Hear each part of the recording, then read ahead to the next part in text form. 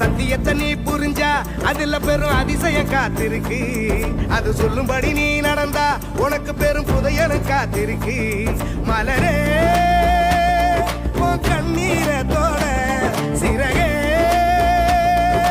சோகத்தை மர படைப்பே உன்னை படைத்தவரை பார்த்து உன் பழசெல்லாம் ஒதுக்கிட்டு சோகத்தை மறந்துட்டு இயேசுவை நீ பாடு.